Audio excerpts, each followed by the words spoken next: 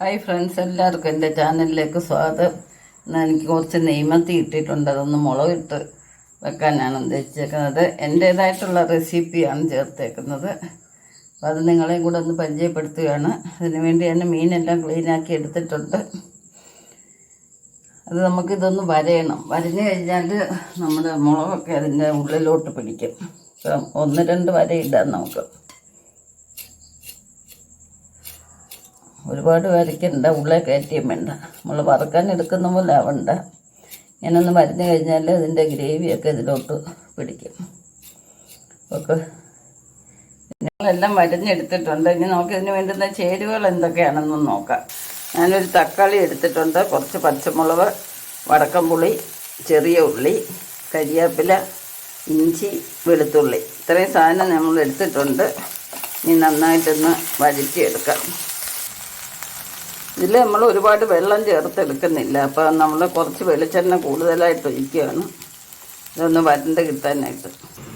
എപ്പോഴും പറയാറുള്ളത് പോലെ നമ്മൾ വഴറ്റുന്നതിന് കൂടെ നിന്ന് ഇളക്കിക്കൊണ്ടിരിക്കണ്ട. ഇങ്ങനെ ഒന്ന് അടച്ചു വെച്ചാൽ മതി, പെട്ടെന്ന് വരണ്ട് കിട്ടും. നമ്മൾ ഉപ്പ് ചേർത്തിട്ട് ഇങ്ങനെ ഒന്ന് അടച്ചു വെക്കുക. അപ്പോൾ ഇതെല്ലാം ഏകദേശം പെട്ടെന്ന് ഇതെല്ലാം മൂത്ത് കിട്ടിയിട്ടുണ്ട്. നല്ലൊരു തിക്നെസ് വരികയും ചെയ്യും. അപ്പോൾ ഈ സമയത്ത് നമുക്ക് പൊടിയെല്ലാം കൂടെ ഒന്ന് ഇട്ട് കൊടുക്കാം. സ്വല്പം മല്ലിപ്പൊടിയാണ് ഇട്ട് കൊടുക്കുന്നത്,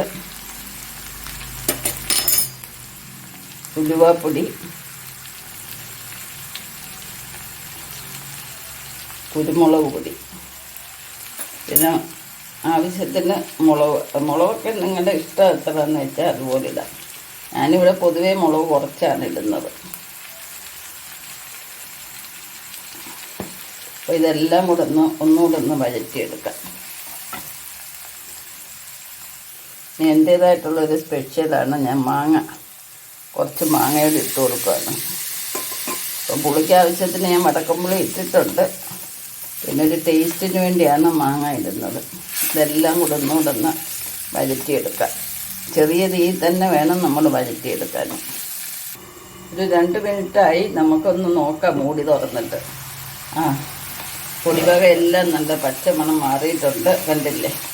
നമ്മൾ വെള്ളം ഒട്ടും ചേർത്തിട്ടില്ലെന്നുള്ളത് ഓർത്തോണം. ആ എണ്ണയെല്ലാം തെളിഞ്ഞു വന്ന കണ്ടില്ലേ?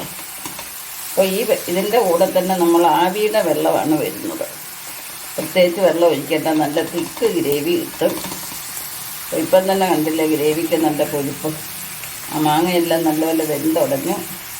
അപ്പോൾ ഈ സമയത്ത് നമുക്ക് മീൻ പറക്കി ഇട്ട് കൊടുക്കാം. മീൻ എപ്പോഴും നമ്മൾ പറക്കി തന്നെ ഇട്ട് കൊടുക്കണം.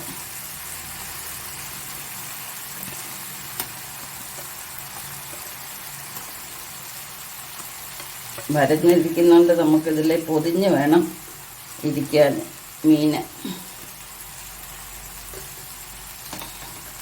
എന്നിട്ട് നല്ലപോലെ ഒന്ന് മൂടി വെച്ചിട്ട് 2 മിനിറ്റ് ഒന്ന് തിളയ്ക്കാൻ വെക്കണം. അപ്പം നമുക്കിതൊന്നും ചെയ്യണ്ട. ആവി ഒന്ന് വെന്തിട്ട് നമുക്കൊന്ന് മാറ്റിയെടുക്കാം. അടച്ച് വെക്കുക.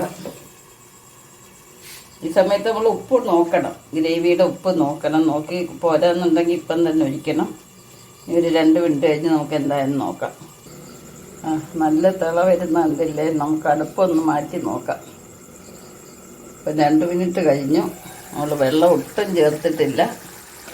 വാവ്, എന്താ ഒരു സ്മെല്ല് വരുന്നത്! നമ്മൾ പച്ചയ്ക്ക് പറക്കി ഇട്ട് കൊടുത്തതേ ഉള്ളൂ. മുളക് തന്നെ തിളച്ച് എല്ലാം നല്ലപോലെ കവർ ചെയ്തിട്ടുണ്ട്. നമ്മളിനി തവിയിട്ട് ഇളക്കാതെ ഒന്ന് ചുറ്റിക്കറക്കാം. എന്താ, ആവശ്യത്തിന് ഗ്രേവി ഉണ്ട്. ആ എണ്ണയെല്ലാം മേലെ ഊറി വരുന്നുണ്ട്. അപ്പം ഈ സമയത്ത് നമുക്ക് ഇച്ചിരി കരിവേപ്പില ഇട്ട് കൊടുക്കാം. നമുക്ക് കരിവേപ്പിലയ്ക്ക് ക്ഷാമമില്ലാത്തതുകൊണ്ട് ഇഷ്ടം പോലെ ഇട്ട് കൊടുക്കുകയാണ്. ഏറ്റവും നല്ലൊരു മണമൊക്കെ കിട്ടും. തന്നെയല്ല, പ്രഷറിനൊക്കെ ഏറ്റവും നല്ലതാണ് ഇതിൻ്റെ ഗുണം മീനകത്ത് ഇറങ്ങുമ്പം. പിന്നെ വെളിച്ചെണ്ണ അധികം ഉപയോഗിക്കാത്തൊരു വെള്ളം ചേർക്കുക, ഇല്ലെങ്കിൽ ഇത് തന്നെയാണ് ഏറ്റവും സ്വാദ്. അപ്പോൾ എല്ലാവർക്കും ഈ വീഡിയോ ഇഷ്ടപ്പെട്ടെന്ന് വിചാരിക്കുന്നു. ഇതേവരെ സബ്സ്ക്രൈബ് ചെയ്യാതെ കാണുന്നവരാരെങ്കിലും ഉണ്ടെങ്കിൽ ഒന്ന് സബ്സ്ക്രൈബ് ചെയ്ത് സപ്പോർട്ട് ചെയ്യണേ. നിങ്ങളുടെയൊക്കെ സപ്പോർട്ടാണ് നമ്മുടെയൊക്കെ മുമ്പോട്ടുള്ള പോക്കിൻ്റെ താങ്ങ്. അപ്പം നെക്സ്റ്റ് ഒരു വെറൈറ്റി ആയിട്ട് അടുത്ത വീഡിയോയിൽ കാണാം. നമ്മുടെ നെയ്മത്തി മുളകിട്ടത് വെറൈറ്റി രീതിയിൽ വെച്ചത് ഇവിടെ വൈൻഡപ്പ് ചെയ്യുകയാണ്. ശുഭദിനം ആശംസിച്ചുകൊണ്ട് ബൈ ബൈ. വാവ്, ഇത് കൂട്ടി നല്ലപോലെ ഒന്ന് ചോറുണ്ണാം. ഇത് ചപ്പാത്തിയുടെ കൂടെ ഏറ്റവും നല്ലതാണ് കേട്ടോ. ചപ്പാത്തിക്കും ചോറിനും എല്ലാം നല്ലതാണ്. അപ്പം നമുക്കിതൊന്ന് നോക്കി നോക്കിയാൽ ആ എണ്ണ കണ്ടോ, ഗ്രേവി എണ്ണയും ഒരെണ്ണം മതി നമുക്ക്. കപ്പയോടുണ്ടെങ്കിൽ അടിപൊളി.